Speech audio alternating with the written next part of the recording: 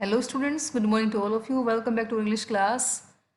So let us start our chapter number 6. जो the 100 dresses हमारा part 1 था वो कंप्लीट हो चुका है और द 100 ड्रेसेस पार्ट 2 के अंदर जो फर्स्ट कॉम्प्रिहेंशन चेक था उसके क्वेश्चन आंसर हमने लास्ट वीडियो लेक्चर में डिस्कस किए थे। उसके आगे का जो कंटेंट है वो हम स्टार्ट करने जा रहे हैं। So let us start our chapter. When school was dismissed in the afternoon, Peggy said with pretended casualness. Dismiss का मतलब है ओवर हो गया था, pretended का मतलब है यहाँ पे false। तो जैसे ही स्कूल जो ओवर होता है दोपहर के बाद, तो पैगी ने कहा लापरवाही जैसे नाटक करते हुए, hey let us go and see if that kid has left town or not. अरे आओ अगर देखते हैं कि उस लड़की ने नगर छोड़ा या फिर नहीं, मतलब वो छोड़कर गई है या नहीं। वो लड़की कौन है? वो लड़की है Wanda Petronski. So Peggy had the same idea. Maddie gloated Peg was really all right. Gloated का मतलब होता है यहाँ पे हैप्पी, हैप्पी। तो पैगी ने जो वो मन में ही ऐसा मतलब अपना विचार आया हुआ था, मैडी जो वो खिलखिलाकर उठ जाती है। मतलब पैगी यहाँ पे सीरियस नहीं है, पैगी को बस वैसे ही उसने अपना आइडिया आया और उसने वैसे उसके सामने बता दिया। लेकिन मैडी ये सुनकर बहुत ज़्यादा खुश हो जाती है। सचमुच ही पैगी ठीक कह रही थी। The two girls hurried out of the building, up the street towards Boggin Heights, the part of town that wore such a forbidding air on this kind of a November afternoon, drizzly, damp and smell. Damp and smell का यहाँ पे meaning दिया हुआ है wet and sad, here expressing a state of hopelessness, मतलब बिना कोई उम्मीद के। और फॉरबिडिंग का मतलब होता है आपका अनफ्रेंडली। डिजली होता है light rain. The two girls hurried out the building, जो दोनों की दोनों लड़कियां थी वो जल्दबाजी में जो है वो उस बिल्डिंग के बाहर आ गई और गली के ऊपर से बोगिन हाइट्स की तरफ जाने लगी। क्योंकि नगर का वह जो हिस्सा था, बोगिन हाइट्स पर रहती थी, जिस तरह से वेंडा पेटोन्स की वहाँ से जब आती थी उसके जो मडी हो जाते थे, शूज़ गंदे हो जाते थे, मिट्टी वगैरह लग जाती थी और वो पैदल चलकर आती थी वहाँ से, तो गली के ऊपर बोगिन साइड की तरफ जाने लगती हैं। और नगर का वह जो हिस्सा था वह नवंबर महीने के अंदर इस तरह की तीसरे पहर में एक ड्रामनी हवा चल रही होती थी। ठीक है, होपलेसनेस दिखाया गया है इसको यहाँ पे स्टेट के अकॉर्डिंग, और बूंदाबांदी भरा और सिलन वाला, और मतलब जिसको आप मनहूस कह सकते हैं, ऐसा वहाँ पे सीज़न बताया गया है। Well at least said Peggy gruffly, I never did call her a foreigner or make fun of her name. Gruffly का मतलब होता है with unfriendly way. Unfriendly way के अंदर जब बात करते हैं तो कम से कम पैगी ने जो इस तरह से अनफ्रेंडली वे से कहा कि मैंने तो कभी उसको विदेशी नहीं कहा था, ना ही उसके नाम का कभी मैंने मजाक उड़ाया था। भी कभी उसको नाम के साथ मैंने चिढ़ाया नहीं था, ना ही मैंने उसको कोई विदेशी कहकर या फॉरनर कहकर कभी उसको चिढ़ाती थी। I never thought she had the sense to know we were making fun of her anyway. मैंने तो कभी भी नहीं सोचा था कि उसके अंदर इतनी बुद्धि है कि वह यह मतलब समझ भी पाएगी कि उसका मजाक उड़ा रही थी। मतलब हम तो ये सोचते थे बहुत ही स्टूपिड सी लड़की है, और उसने कितना मतलब ऐसे दिमाग लगाया, और किस तरह से उसके फादर ने जो लेटर सेंड किया उससे मैं ये पता चल रहा है कि उसके अंदर इतना तो सेंस था कि हम उसका मजाक उड़ा रहे हैं। I thought she was too dumb, मतलब मैं तो यही सोचती थी वो बहुत ही, डम का मतलब है स्टूपिड यहाँ पे। एंड गी का मतलब होता है वर्ड यूज टू शो, एक सरप्राइजिंग वे से दिखाया गया यहाँ पे। Look how she can draw, और हाँ देखो तो उसने किस तरह से चित्र बना दी। मतलब दिखने वाली तो बिल्कुल डम थी, मतलब स्टूपिड सी दिखती थी, बेवकूफ़ सी दिखती थी, और कितने उसने जो है वो सुंदर ड्राइंग बनाई हुई थी। Maddie could say nothing, all she hoped was that they would find Wanda. Maddie could say nothing, तो मैडी कुछ भी नहीं कह पाई इस बारे में, वो बिल्कुल चुप थी। All she hoped was that they would find Wanda, वह केवल इतनी ही उम्मीद लगा के बैठी थी कि उसे वेंडा मिल जाए, वे वेंडा पेटोन्स की उसको जल्दी से जल्दी मिल जाए। She wanted to tell her that they were sorry they had picked on her and how wonderful the whole school thought she was, and please not to move away and everybody would be nice. इतना ही मतलब उम्मीद लगाकर बैठी थी कि Wanda उनसे मिल जाए, और वह उसे कहना चाहती थी कि उन्हें इस बात का दुख है कि उन्होंने उसके साथ मतलब ऐसा बुरा व्यवहार किया, और किस तरह से स्कूल समझता था कि वो कितनी अद्भुत लड़की थी, और वो वहाँ से ना जाए। Do not move away and everybody would be nice, सभी के सभी उसके साथ बहुत अच्छे से बिहेव करेंगे और वो ये स्कूल छोड़कर ना जाए। मतलब मिलना चाहती थी, रिग्रेट फील कर रही है, यहाँ पे पछतावा हो रहा है, अभी हम उसको मिलें और उसको बताएं कि तुम्हारे साथ अब आगे ऐसा नहीं होगा, कि वो वहाँ से स्कूल छोड़कर ना जाए। हर एक बच्चा जो है उससे बहुत अच्छे से व्यवहार करेगा, बिहेवियर जो होगा सबका बहुत अच्छा होगा उसके लिए। Nice. She and Peggy would fight anybody who was not nice. वह और जो पैगी है, मतलब दोनों की दोनों जो लड़कियां हैं, हर उस बच्चे से लड़ाई करेंगी जो उसके साथ अच्छे से बिहेव नहीं करेगा। मतलब वो उसके बिल्कुल सपोर्टिंग हैंड बनकर साथ में खड़ी रहेंगी। The two girls horrid on. दोनों की दोनों जो लड़कियां थी वो तेजी तेजी चलती जा रही थी। They hoped to get to the top of the hill before dark.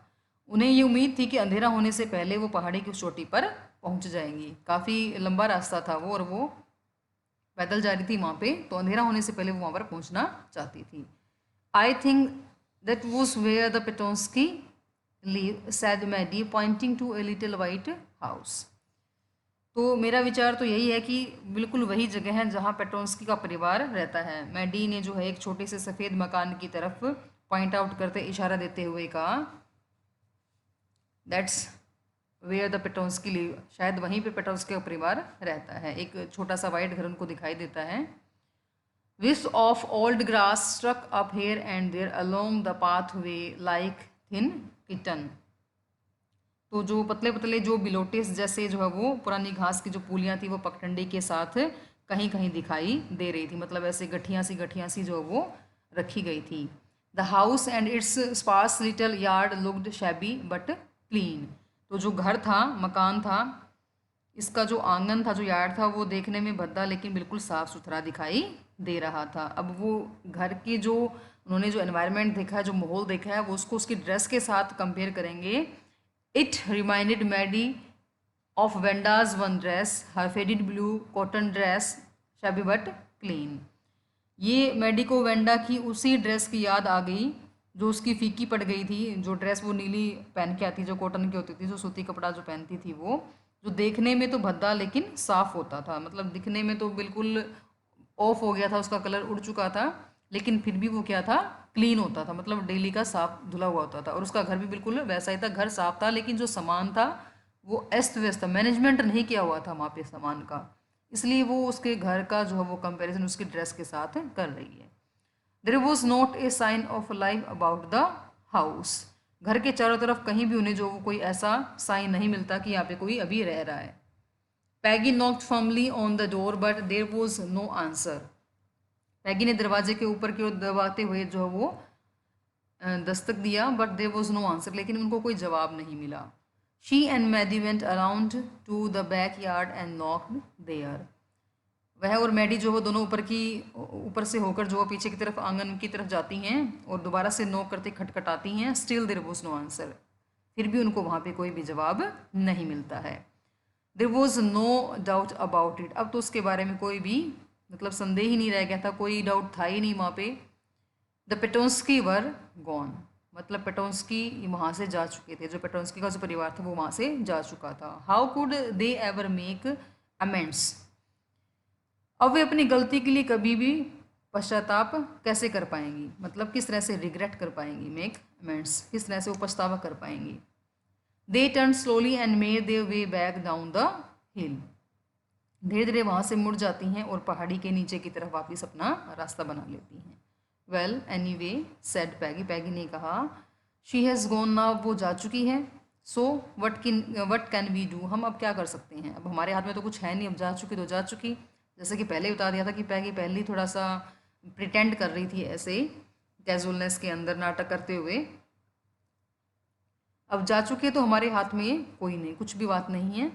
Beside when I was asking her about her old dresses she probably was getting good ideas for her drawings. अब वो यहाँ पे ये करने की कोशिश कर रही है कि इसके अलावा जब भी मैं उससे उसकी ड्रेसेस के बारे में पूछा करती थी तो वो संभवतः अपने उन चित्रों के बारे में अच्छे अच्छे नए आइडियाज़ को जताया करती थी। भाई बताती तो अपनी ड्रेसेस के बारे में थी, मेरे पास 100 ड्रेसेस है, लेकिन वो 100 ड्रेसेस रियल में क्या थे, उसके ड्राइंग्स थी। She might not even have won the contest otherwise. अगर मुझे पहले ऐसा पता चल जाता तो डेफिनेटली वो कभी भी कॉन्टेस्ट नहीं जीत पाती।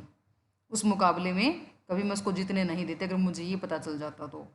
क्योंकि आपको पता है कि मैंने बताया था कि पैगी क्या थी, बहुत ही सुंदर आर्टिस्ट थी, वो भी किसी का भी चेहरा अच्छे से ड्रॉ कर सकती थी, ये टैलेंट था उसके अंदर। Maddie turned this idea carefully over in her head. तो मैडी ने इस विचार को जो है बड़े ध्यान से अपने दिमाग में घुमाया। Of if there were anything in it she would not have to feel so badly. क्योंकि इसमें कोई भी संदेह नहीं था कि उसे इतना बुरा महसूस करने की ज़रूरत नहीं थी। मतलब क्यों नहीं ज़रूरत थी, वो आगे पूरा का पूरा आपको एक्सप्लेनेशन दे रही है। But that night she could not get to sleep. लेकिन उस रात को वह बिल्कुल सो नहीं सके। भाई इतना बुरा भी मानने वाली नहीं बात थी। ठीक है, उसको ड्रेसेस के लिए चीप गेम स्टार्ट किया था, लेकिन मैडी सोच रही है, उसको इतना ज़्यादा फील हो रहा है वहाँ पे, क्योंकि वो अपने आप को वेंडा पेटोंस्की की जगह रख कर देख रही है और उस रात को वो सो नहीं पाती है। ऐसे ऐसे थॉट्स उसके माइंड में आ रहे हैं।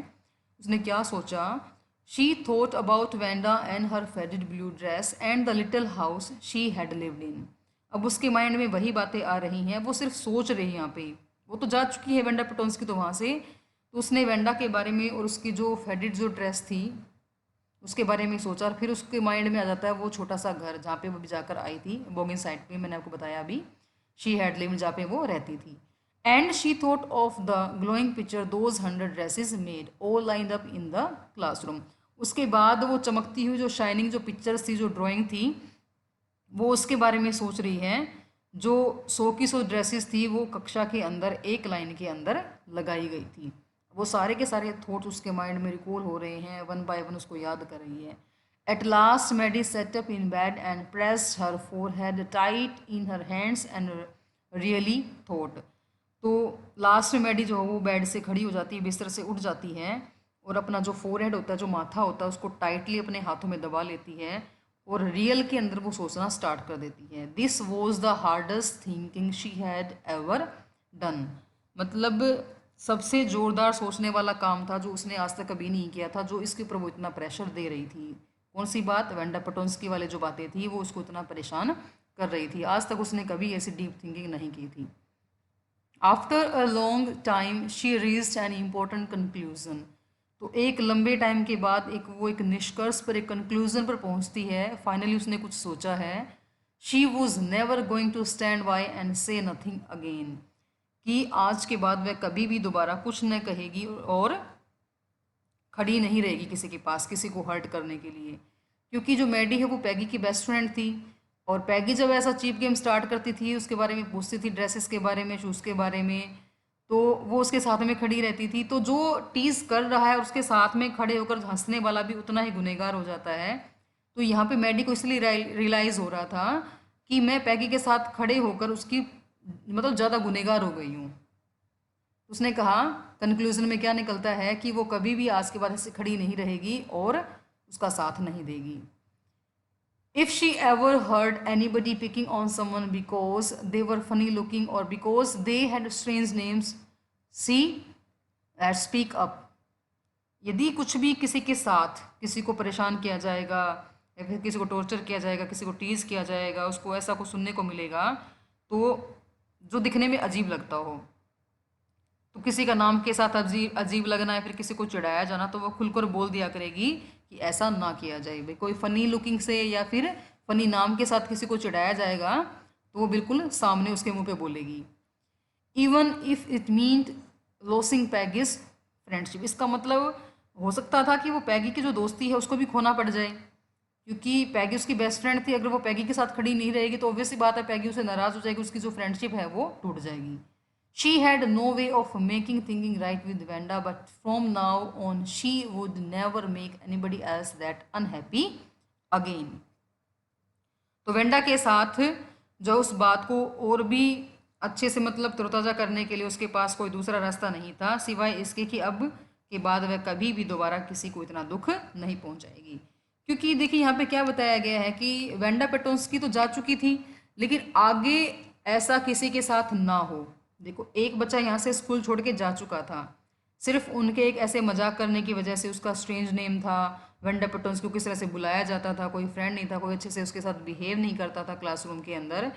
तो ये बातें वो बार बार याद कर रही है, और याद करने के साथ साथ वो अब ये फाइनल कंक्लूजन पर पहुंच गई थी कि चाहे किसी का फ़नी लुक हो या फिर फ़नी स्ट्रेंज नेम हो, तो कभी भी वो उसके साथ खड़े होकर नहीं चिढ़ाएगी, किसी को टीज़ नहीं करेगी, चाहे इसे पैगी के साथ मेरी फ्रेंडशिप ही क्यों ना टूट जाए।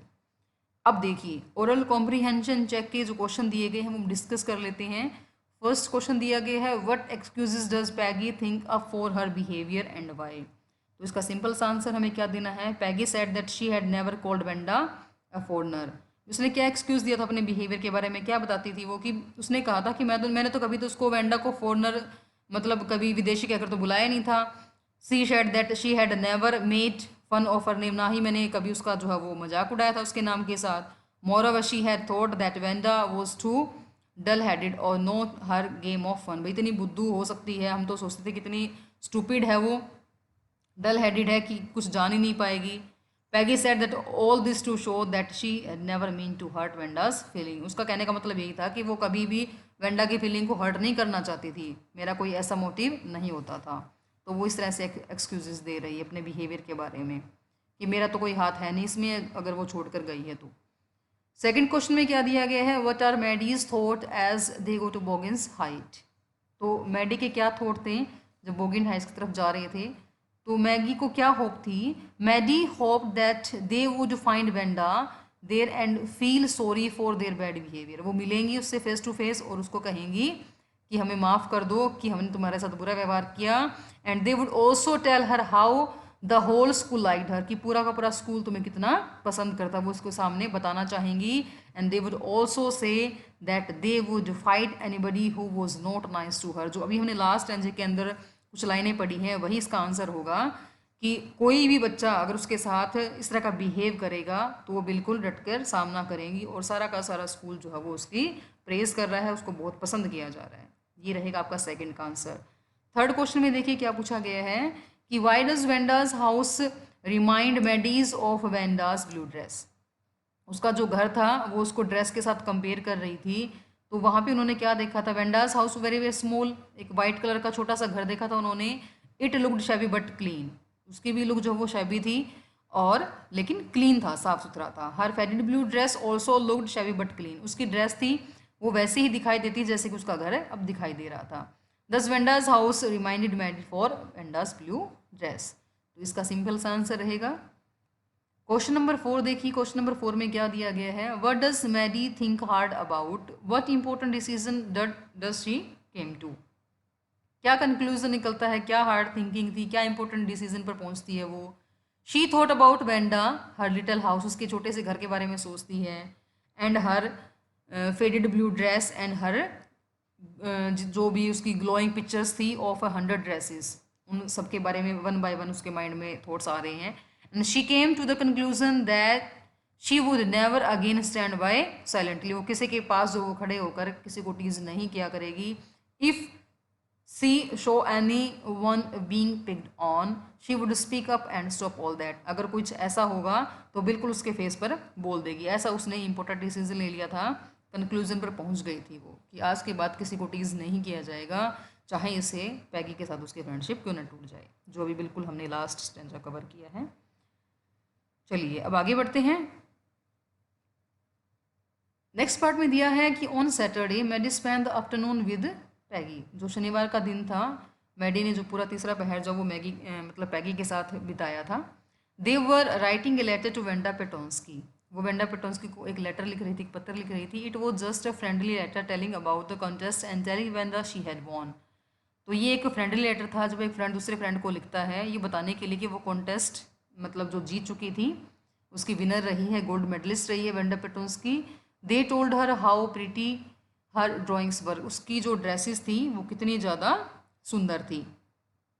And they asked her if she liked where she was living and if she liked her new teacher, और उसके बारे में वो भी लिखना चाह रही थी, पूछा कि वह जिस जगह पर रहती है उस जगह को कितना पसंद करती है जहाँ पर वो रह रही है, और अपने नई टीचर को कितना पसंद कर रही है।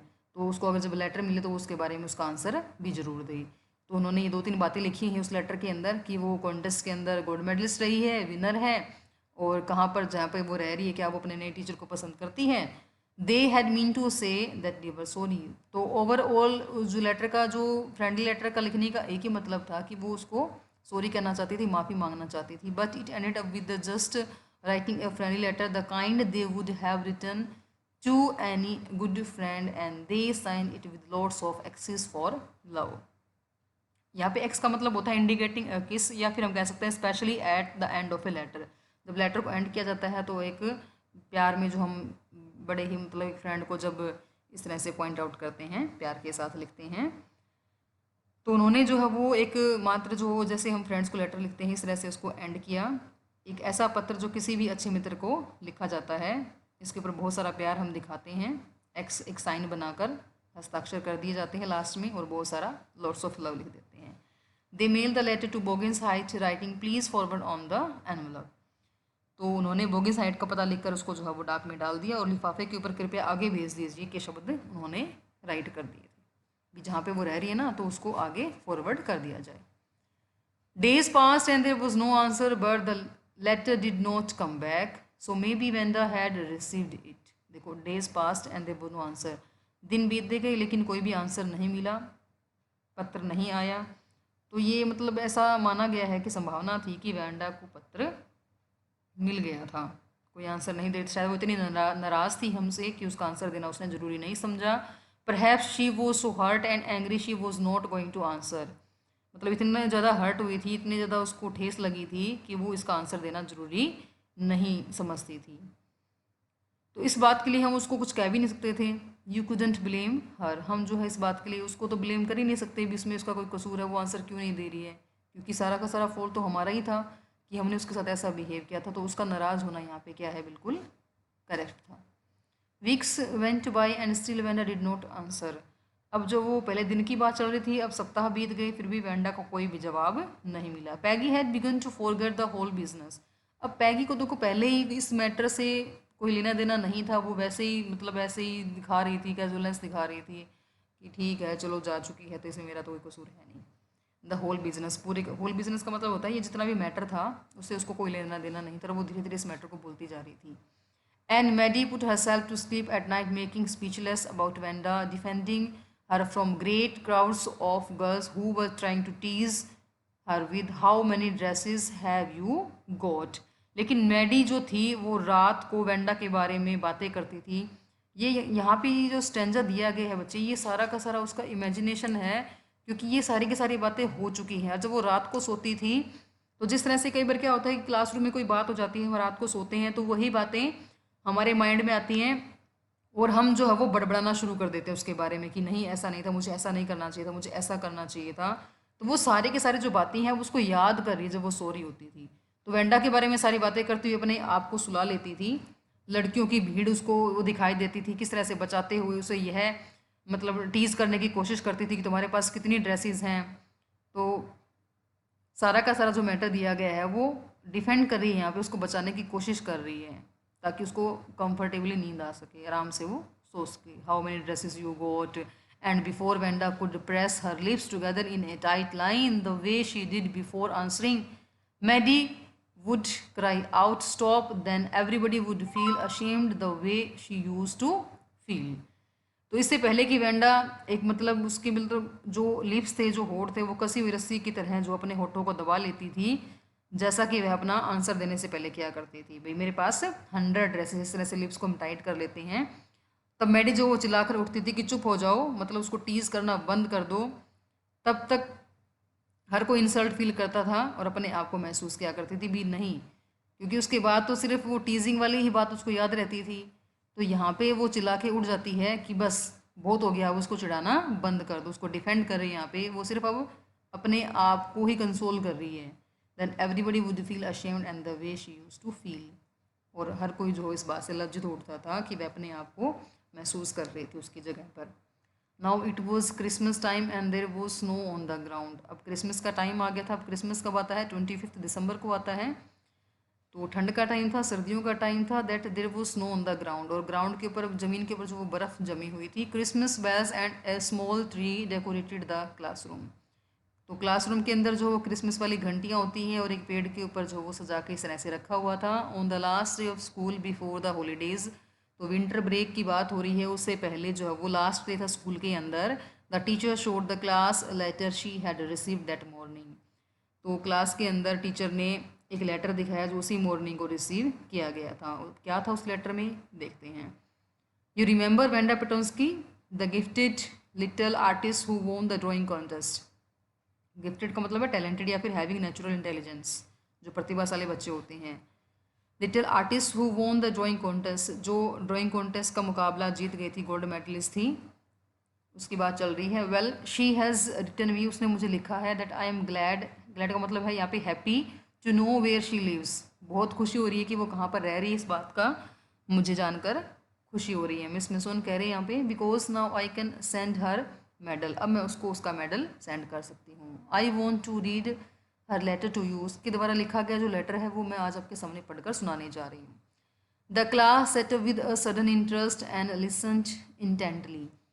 तो इंटेंटली का मतलब होता है अटेंटिवली, बड़े ही ध्यान से सुनना। तो पूरी की पूरी जो क्लास थी वो एकदम से इंटरेस्ट में आ जाती है, एकदम से उनका जो इंटरेस्ट होता है वो जाग जाता है और सारे के सारे बड़े अटेंटिव हो जाते हैं, बड़े ही ध्यान से उत्सुक होकर बैठ जाते हैं। क्या लिखा था उसके अंदर, dear miss Mason how are you and room 13, कि आप कैसे हैं और रूम नंबर 13 कैसा है। रूम नंबर 13 में बैठते थे वो। Please tell the girls they can keep those 100 dresses because in my new house I have 100 new ones all lined up in my closet. कहते हैं कि आप लड़कियों से यह कह देना कि वो जो 100 पोशाकें हैं वो अपने पास रख सकती हैं, क्योंकि मैंने मेरे नए घर में 100 नई पोशाकें जो हैं वो ड्रेसेस जो हैं वो तैयार कर ली हैं। सभी की सभी मेरे अलमीरा के अंदर मैंने सजाकर एक लाइन में रखी हुई हैं। ठीक है।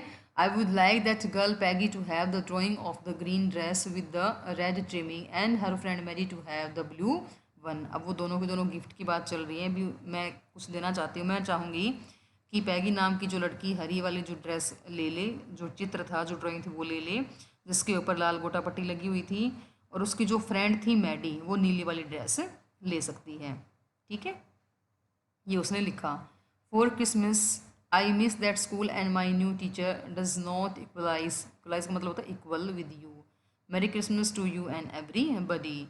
तो उसने कहा कि क्रिसमस के टाइम मुझे उस स्कूल की बहुत याद आ रही है और मेरी नई टीचर आपकी बराबरी की नहीं है, मतलब आप बहुत अच्छी थी। आपको और आप सभी को क्रिसमस की बहुत बहुत शुभकामनाएं। योर्स ट्रूली वेंडा पेटोंस्की, मतलब आपकी ट्रूली है, आपकी भवदीय है, कुछ भी कह सकते हैं आप, सचमुच आपकी वेंडा पेटोंस्की। तो यहाँ पे ये लेटर लिखा गया था वेंडा पेटोंस्की के द्वारा, जो मिस मेसोन को मिल जाता है। चलिए नेक्स्ट वाला स्टेंजा देखते हैं। On the way home from school Maddie and Peggy held their drawings very carefully. तो जब वो वापस आ रही होती हैं, मतलब अपने घर की तरफ बढ़ रही होती हैं स्कूल से, तो मैडी और पैगी ने अपने अपने जो ड्राइंग्स थी उनको बड़े ध्यान से पकड़ा हुआ था। All the houses had wreaths and holly in the windows. तो सारे के सारे जो मकान थे और खिड़कियां थी उनके ऊपर मालाएं लगी हुई थी और पवित्र पेड़ के पत्ते जो पत्ते थे वो लगे हुए थे। Christmas trees were stacked and in the window candy peppermint sticks and cornucopias of shiny transparent paper were strung. The air smelled like Christmas and light shining everywhere reflected different colors on the snow. अब the कॉर्नोकॉपियस क्या होता है, decorative containers होते हैं usually full of flowers and fruits, जो फूलों से और यूँ फलों से लदे हुए होते हैं। तो इस पूरे स्टेंजे में क्या बताया गया था कि स्कूल के जब वापसी वो घर की तरफ आ रही होती थी, उन्होंने अपने चित्रों को, अपने ड्राइंग्स को अपने हाथ में पकड़ा हुआ था और सभी के सभी जो मकान थे खिड़कियों पर मालाएं लगी हुई थी, पवित्र पेड़ के जो पत्ते थे मतलब वहाँ पे लटका के रखे गए थे, और जो किराने की जो दुकानें थी, ठीक है, वहाँ पे देखिए the grocery store hundred of Christmas tree were stacked. तो वहाँ पे किराने की दुकान के बाहर जो वो सैकड़ों क्रिसमस के पेड़ गठियों में बांध कर रखे गए थे। खिड़की में जो मीठी पिपरमेंट की लड़ियाँ चमकते हुए जो ट्रांसपेरेंट जो कागज़ होता है में भरकर जो वो रखा गया था, और सुंदर सुंदर चीज़ें पिरो कर रखी गई थी।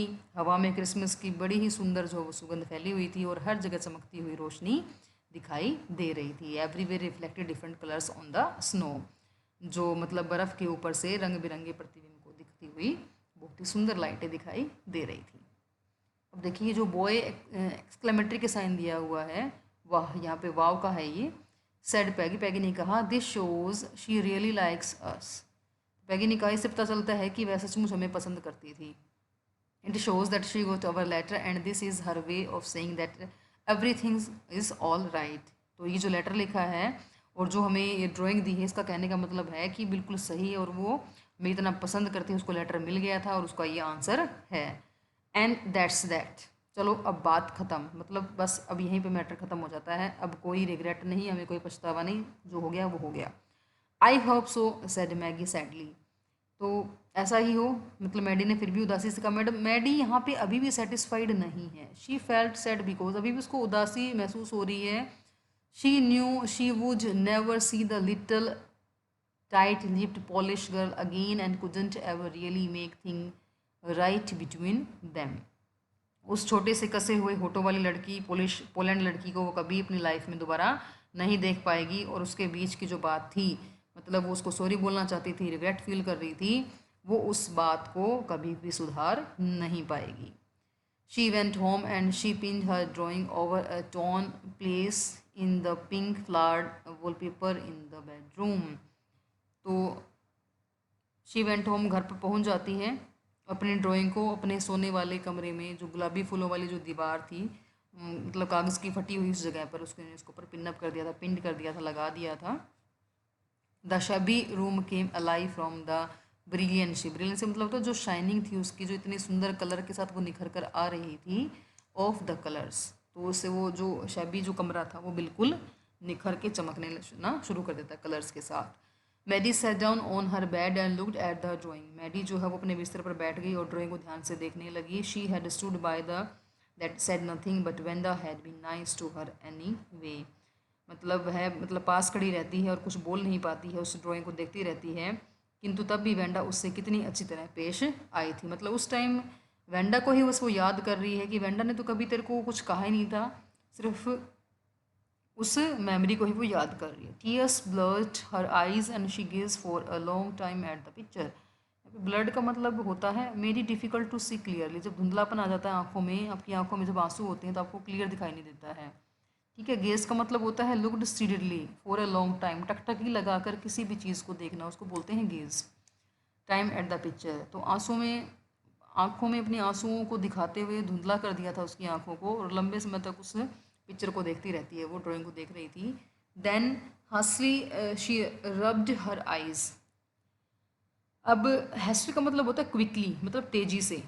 शी रब्ड हर आइज, अपनी अपनी आंखों को मला, एंड स्टडीड इट इंटेंटली, बड़ी अटेंटिवली उस चीज़ को ध्यान से गौर किया उस ड्राइंग की तरफ।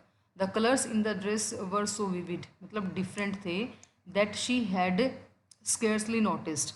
विविड का मतलब होता है ग्राफिक्स या फिर producing clear picture in mind, जो चीज़ें जीवित हो उठती हैं अपनी आंखों के अंदर। और स्केर्सली का मतलब होता है हार्डली, मतलब मुश्किल से ही। The face and head of the drawing, बड़े ही ध्यान से उसने उसका अध्ययन किया। जो पोशाक में रंग दिए गए थे वो इतने ज़्यादा सुंदर लग रहे थे कि मान लो आपके सामने जीते जागते नजर आ रहे हों। और जो उस फोटो के अंदर जो चेहरा बना हुआ था उसकी तरफ मुश्किल से उसका ध्यान दिया गया था, मतलब इतनी ज़्यादा सुंदर थी वो ड्राइंग। उसने ऊपर वाला चेहरा तो बाद में देखा है, उससे पहले वो जो रंग थे वो ऐसे लग रहे थे उसके सामने खिलखिला रहे हों, मतलब बिल्कुल लाइव उसको दिख रहे थे वो। She looked her and Mary it really looked her on mouth, why it really looked her on self। तो वो क्या दे रही है कि ये तो बिल्कुल जैसा, मतलब मैडी के जैसा ही दिखाई दे रहा था उसको, मतलब जैसे उसने ऊपर देखा, उसका जो फेस देखा, उसका जो मुंह देखा, वो क्या था, बिल्कुल मैडी का ही फेस था। Why it really looked like her on self, उसको उसकी तरह क्यों दिखाई दे रहा था। Wanda had really drawn this for her. तो यहाँ पे क्या पता चलता है कि वेंडा ने उस ड्राइंग के अंदर, उसने कहा था ना कि ब्लू वाली जो वो ले लेगी, ग्रीन वाली जो पैगी ले लेगी, तो इस ड्राइंग के अंदर उसने किसका चेहरा ड्रॉ किया हुआ था, उसने मैडी का चेहरा ही ड्रॉ किया हुआ था। Excitedly she ran over to Peggy's, तो जैसे ही इतनी एक्साइटमेंट से भर जाती है, एक्साइटेड का मतलब होता है with great happiness and enthusiasm, तो बड़े ही उत्साह के साथ वो भागकर पैगी के पास उसके घर पहुंच जाती है। Peg, she said, let me see your picture, मुझे जो है वो तुम्हारी पिक्चर देखने दो, दिखाओ वो तुम्हारा चित्र कहाँ पे है। बस द मैटर, क्या मामला है, आस्ट पैडी दैट दे क्लैटर्ड। क्लैटर्ड का मतलब होता है मेड ए लाउड नॉइज़, खड़खड़ की आवाज़ें करना, इसलिए यहाँ पे एक लेटर यूज़ किया गया है। Up to her room where Wanda's drawing was lying face down on the bed, Mary carefully raised it, उठाया उसको। तो क्या बात है, मतलब पैगी ने पूछा जब वे खड़खड़ करते आवाज़ करती हुई ऊपर पैगी के कमरे में पहुंचती हैं तो वेंडा का जो चित्र था उल्टे मुंह बिस्तर पर रखा हुआ था, मैडी ने इसे बड़े ध्यान से उठाया। लुक, शी ड्रू यू, उसने तुम्हें ही ड्रॉ किया हुआ है। दैट्स यू, ये तुम ही हो, she exclaimed and she that the head and face of this picture did look like Peggy. देखो उसने तुम्हारा चित्र बनाया हुआ, ये तुम ही हो। और वो एकदम से विस्मित हो जाती है, एक भाव में भर जाती है, और चित्र में बना हुआ सिर और चेहरा बिल्कुल पैगी के जैसा दिखाई दे रहा था। Yes, she must have agreed, Maddie, and she blinked away the tears that came every time she thought of Wanda standing alone in that sunny spot in the schoolyard looking sorely। तो ये last वाला जो बिल्कुल stanza है वो फिर से वो उसी बात को याद कर रही है। हाँ, वह अवश्य पसंद करती होगी। तो पैगी ने कहा भी हाँ वो ज़रूर पसंद करती होगी, तभी तो उसने मुझे ड्रॉ कर दिया है। तो मैडी ने यहाँ पे सहमत होते हुए कहा और अपनी आँखों को झपकते हुए, उसमें फिर उसने अपनी आँखों में आंसू ले आई थी, वो आंसुओं को भरते उसने हटा दिया था जो हर बार निकल जाते थे जब भी वो वेंडा के बारे में सोचती थी। वेंडा के बारे में जब भी सोचती थी तो स्कूल के आंगन में वही धूप वाली जगह होती थी, अकेली खड़ी हुआ करती थी और वो मतलब हंस रही लड़कियों के बीच में अपने आप को बिल्कुल अकेला महसूस करती थी ना। स्टूडेंट का मतलब होता है बिल्कुल लोनली फील करती थी over the group of laughing girls after she had walked off, after she had said sure 100 of them all lined up. किस तरह से वो मुस्कुराती हुई उस ग्रुप के अंदर से बाहर चली जाती थी, यह कहने के बाद कि निश्चय ही मेरे पास 100 ड्रेसेस हैं और सारी की सारी एक लाइन में हैं। और बाकी बाद में सारी की सारी जो लड़कियां थी वो खिलखिलाकर ज़ोर ज़ोर से हंसती थी। ये बात फिर उसको याद आती है। तो कंक्लूज़न में हम यही कहना चाहेंगे कि काफ़ी रिग्रेट फील हो रहा है, अभी भी वो उसको भूल नहीं पा रही थी कि वेंडा पेटोंस्की के साथ अच्छा व्यवहार नहीं किया गया था। और कॉम्प्रिहेंशन चेक के क्वेश्चन आंसर मैं डिस्कस कर लेती हूँ आपके साथ। क्वेश्चन नंबर फर्स्ट दिया गया है, what did the girls write to Wanda. The girls wrote to Venda that she had won the contest, that her drawings were very pretty, and they also asked her how she liked her new place and her new teacher, कि वो अपने नए teacher और जो हो वो जगह को कितना पसंद करती हैं। लेटर में क्या लिखा गया था वही आपको बताना है। सेकंड क्वेश्चन में दिया गया है, did they get a reply, who was more anxious for a reply, Peggy or Maddie, how do you know, किस तरह से आप जानते हैं। The girls didn't get any reply, लड़कियों को तो कोई लेटर का जवाब मिला ही नहीं था, वो तो मिस मैसोन के पास लेटर आया था। इट वॉज मैडी, मैडी थी who was more anxious for a reply, बहुत ज़्यादा ईगरली वेट कर रही थी वो। While Peggy had begun to forget all about the matter, सारा मैटर भूलना चाहती थी, इस वजह से उसको कोई मत लेना देना नहीं था। लेकिन Maddie always went to sleep thinking about Wanda, जब भी वो सोने जाती थी उसको सिर्फ वेंडा के ही सपने आते थे और उसी के बारे में बातें करती रहती थी। इन हर थॉट्स, उसके माइंड में, that she would even get angry with the girls who tried to tease Wanda, और हमेशा उनको डांटती थी। एक इमेजिनेशन है उसके माइंड की, सिर्फ कल्पना कर रही थी वो कि उसको डांट रही होती थी लड़कियां और वो उनको चुप करवा रही होती थी कि नहीं वेंडा को टीज करना बंद कर दो। थर्ड क्वेश्चन में क्या दिया गया, how did the girls know that Wanda like them even though they had tease हर। तो इसका सिंपल सा आंसर हम यही कहेंगे कि Wanda had left for the girls two of her drawing, दो ड्राइंग थी। The drawing showed not only lovely dresses but also the heads and faces of the two girls, दो लड़कियों के लिए उसने जो ग्रीन और ब्लू वाले जो ड्रेस के लिए दिया गया था उनके फेसेस को उसने ड्रॉ किया था। And it showed that how Wanda like the two girls, किस तरह से जो वेंडा थी वो उन दो लड़कियों को पसंद करती थी। सो माय डियर स्टूडेंट्स, ये था आपका सेकंड पार्ट और आज हमारा ये पूरा का पूरा चैप्टर कंप्लीट हो चुका है। इसके अंदर मैं ओवरऑल कंक्लूजन में यही कहना चाहूँगी कि क्या वेंडा पेटोंस्की को जगह छोड़कर जाना चाहिए था, तो मैं कहूँगी बिल्कुल भी नहीं जाना चाहिए था। ये उसका डिसीजन नहीं है। देखो हमारे सामने डिफ़िकल्टीज़ कितनी भी आ जाए, कितनी प्रॉब्लम आ जाए, we people have to face all the difficulties and try to solve them, उसको सोल्व करने की कोशिश करनी चाहिए, ना कि उसे भागने का, एस्केप करने का कोई रास्ता ढूंढना चाहिए। अगर वो नई सिटी में जाएगी तो हो सकता है वहाँ पे भी उसको किसी स्ट्रेंज नेम से या फिर किसी और कारण से उसको टीज़ किया जाए, तो क्या फिर उस तरह से वो जगहें बदलते रहेंगे। तो उस तरह से जाना, जगह छोड़कर जाना only because of a strange name, ठीक है। तो उसके फादर ने लिखा था भी उसको इस तरह से बुलाया जाता है, ठीक है, पॉलिश पॉलिश करके बुलाते हैं। तो जब वो नई सिटी में जाएंगे तो ऐसे तो यूनिक नेम सबके ही मिल जाएंगे। तो ये डिसीजन उसका जो वो करेक्ट नहीं था। यहाँ पे आपका एक वैल्यू बेस्ड क्वेश्चन बन जाता है। बाकी जो ओरल कॉम्पिटिशन चेक के क्वेश्चन दिए गए हैं वो आपको स्टेंजर वाइज कवर करवा दिए गए हैं। आई होप कि चैप्टर आपको अच्छे से समझ में आ गया है। मिलते हैं फिर नेक्स्ट चैप्टर में, अपनी नेक्स्ट वीडियो में। Till then stay happy and God bless you.